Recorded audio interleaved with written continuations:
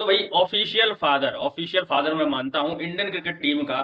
Travis head को। और हमने जब पहला टेस्ट मैच जीते थे या चल रहा था तब भी हमने सेम चीज बोली थी कि अगर इस पूरी सीरीज में हम ट्रेविस हेड को अगर साथ रखते हैं तो ये सबसे बड़ी जीत होगी हमारे लिए, जो कि हम नहीं रख पाए। उसने पिछले मैच में भी जो है वो हाफ सेंचुरी मारी, यहाँ पे उसने सेंचुरी मारी और स्टाइल में सेंचुरी मार दी। अब देखो क्या हुआ, आज थोड़ा सा मैं लेट उठा सो के, तो सुबह जैसे ही मैंने खोला तो पोस्ट शो चल रहा था और मैं पोस्ट शो में जो है वो जो द फेमस मंकी कांड हुआ था 2008 में, उसकी बात चल रही थी। तो मैं समझ गया कि आज कुछ ना कुछ लफड़ा हुआ है। और फिर मैंने देखा तो पता चला कि आज फिर से अब ऑस्ट्रेलिया है भाई और एक टेस्ट मैच डाउन है, वो वन डाउन है, 0-1 है उनका, उनके अगर लिहाज से देखा जाए तो अब वो इसी बेस पे जीतेंगे क्योंकि जन्मजात है इनकी बेईमानी, इनके खून में बसी हुई है। मतलब कोहली ने वो सही बोला कि सेम वर्थ में हुआ था केएल राहुल के साथ, तो केएल राहुल को आउट दिया गया था लेकिन मिचमास को आउट नहीं दिया गया। हालांकि मिचमास ज्यादा नहीं टिक सके लेकिन बेईमानी तो हो गई है, स्पिरिट ऑफ द गेम के प्रॉपर अगेंस्ट जाता है, मुझे पर्सनली ऐसा लगता है। और मैच कहीं हद तक आप बोले कि ये भारत की गिरफ्त से निकल चुका है। अब सिर्फ भारत को ये चाहिए कि दूसरी इनिंग भी उसी तरह की हो जैसे हमने पर्थ में कारनामा किया था कि पहले हम जल्दी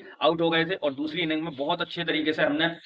जो है वो फाइट बैक किया था। क्योंकि ये डे नाइट टेस्ट है तो कंडीशन उस हिसाब की नहीं होंगी, तो यहाँ पे थोड़ा सा मुश्किल लग सकता है कि दूसरी इनिंग में इंडिया कमबैक कर सकती है, क्योंकि यहाँ पे अच्छी खासी वो लीड ले चुके हैं और एक बल्लेबाज उनका सेंचुरी पे खड़ा हुआ है, 5 विकेट उनके डाउन है, जिसमें से एक बार फिर से Jasprit Bumrah the magician 3 wicket मिले, एक नीतीश रेड्डी को मिला और आपके एक अश्विन को मिला है। यहाँ से अगर जल्दी 300 से पहले तो नहीं लग रहा मुझे, 350 तक या 400 से पहले अगर आउट कर लेते हैं और सेकंड इनिंग में अगर जाके थोड़ा सा कमबैक हो जाता है इंडियन क्रिकेट टीम का, तो फिर उम्मीद है इस टेस्ट मैच में जीत की। वरना ये टेस्ट मैच अभी तक तो हाथ से चलता हुआ दिख रहा है। बाकी मिलते हैं आपसे जो डिनर का सेशन होगा उसके बाद सारी अपडेट लेके, या फिर मैच के बाद ही, क्योंकि अब मुझे इंटरेस्ट नहीं आ रहा है टू बी वेरी ऑनेस्ट, क्योंकि ये एक लिहाज से ये मैच जो है वो हाथ से निकल चुका है। जय हिंद, वंदे मातरम।